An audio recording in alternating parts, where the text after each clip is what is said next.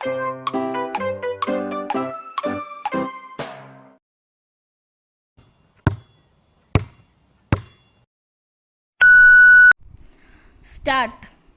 Dear students, I wish to express my happiness to be in your midst and to exchange some of my views with you.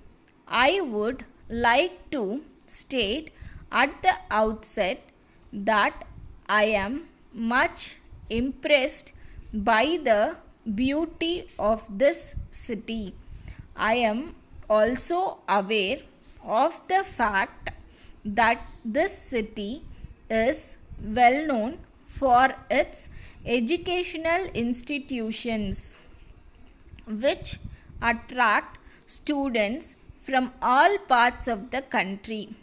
I would also like to place on my record my appreciation for the student community, which has given color and life to this function. I am very happy to participate in the centenary celebrations of this educational institution, which is one of the oldest in this city.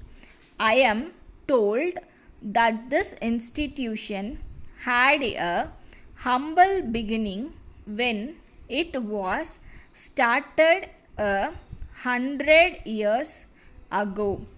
I am also aware that it was established to educate a few girls of this area and its surroundings.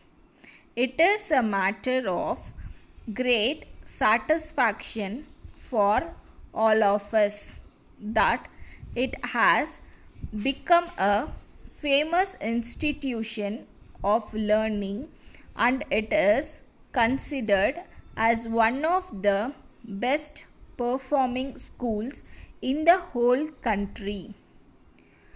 This educational institution is very well known for its standard of education. This has become possible because of the hard work and dedication of its staff and also students. I hope that this school will continue its good work in the field of education in the years to come. You are all aware of the fact that education alone helps the students to understand the world and to become better individuals. On this occasion, I think it is my duty to advise you to prepare yourself for a very bright future. I hope that you will appreciate the fact that women make up about half the population of our country. The nation cannot progress without educating and empowering its women. It is important for primary and secondary schools to provide more support to their students so that they may become self-confident and strong. At this juncture, I would like to stress the need to improve the economic condition of women, particularly in villages and rural areas.